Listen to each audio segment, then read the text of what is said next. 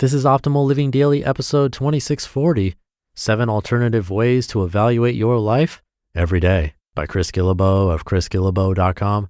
I'm your narrator, Justin Malik, the guy that reads blogs or articles to you every single day of the year, including weekends and holidays. And I appreciate you listening every single day. It really means a lot.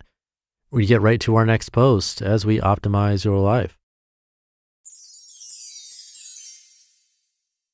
7 Alternative Ways to Evaluate Your Life Every Day by Chris Guillebeau of chrisguillebeau.com. As regular readers know, I'm all about setting goals and working toward big projects over time. When you have a big goal, especially one with a clear endpoint, it's easy to know when you've achieved it. But most big goals take time, and as I've been learning, our lives consist of more than just a series of work-oriented projects that occupy our time. No, to truly define success, we need to think of both these long-term goals and the actions we take every day. We also need to ensure our lives are in proper order. The challenge lies in the middle. How do we accomplish all of this?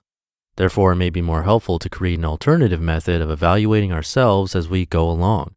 Here are 7 different ideas to consider. Number 1, at the end of the day, ask yourself, did today matter? Sure, you could spend a long time thinking back on your to-do list and reviewing your calendar. And what were all those emails about? But when you ask yourself this question, chances are you'll know the answer intuitively.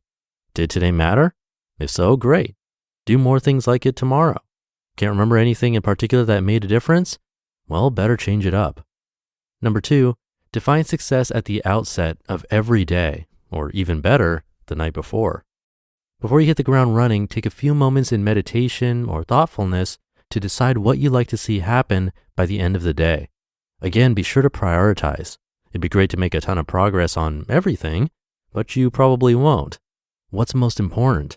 What is realistic to achieve? Quote, man is a success when he gets up in the morning and goes to bed at night, and in between, does what he wants. Bob Dylan. Making this decision has a side benefit. In addition to helping you focus, when you're able to hit that definition of success, you have an automatic answer to the question of, did today matter? Of course it mattered because you did what you said you would.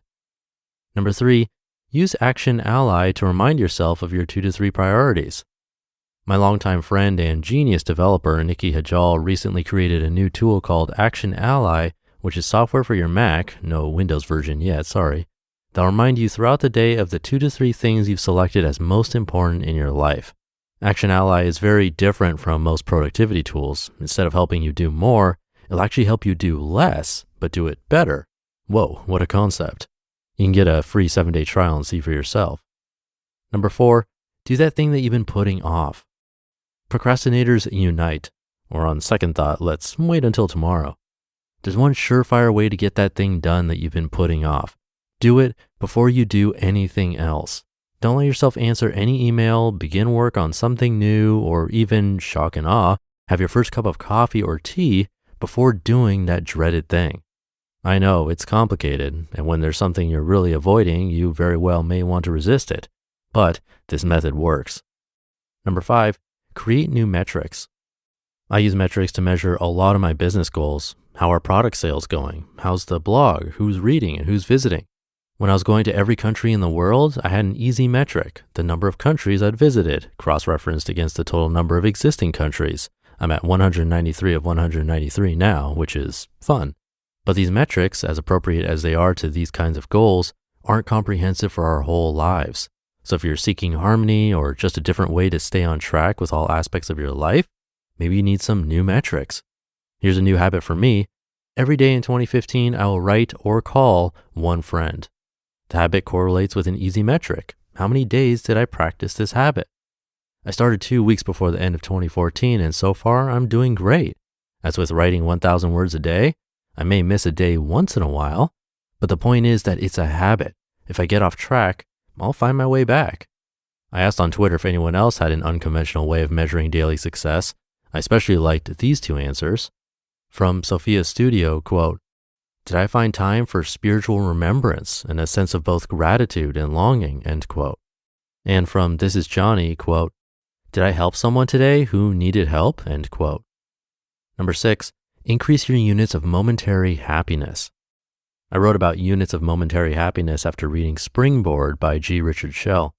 The concept is simple, yet valuable. Think of those times when you actively felt happy. Do more of them. How many times did you feel happy today? Where did those moments come from? How can you have more of them? And number 7, answer 2 questions at the outset of every day. If the idea of defining success proves elusive, or you just don't want to think of your top 2 to 3 priorities, take a different approach and ask yourself these 2 questions at the start of the day. How are you feeling, and what do you want?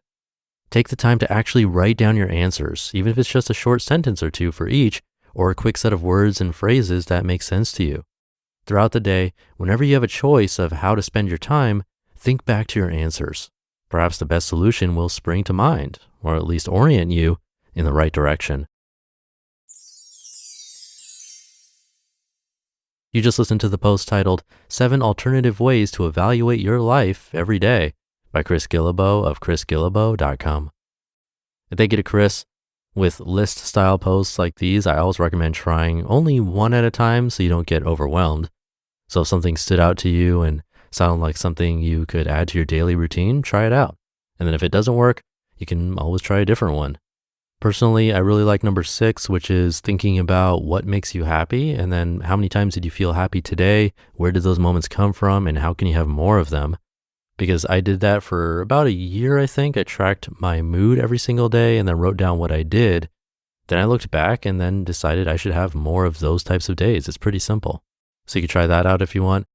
But that'll do it for today. Thank you for listening and sticking around until the end. Have a great weekend if you're listening in real time. And I'll see you tomorrow, as usual, where your optimal life awaits.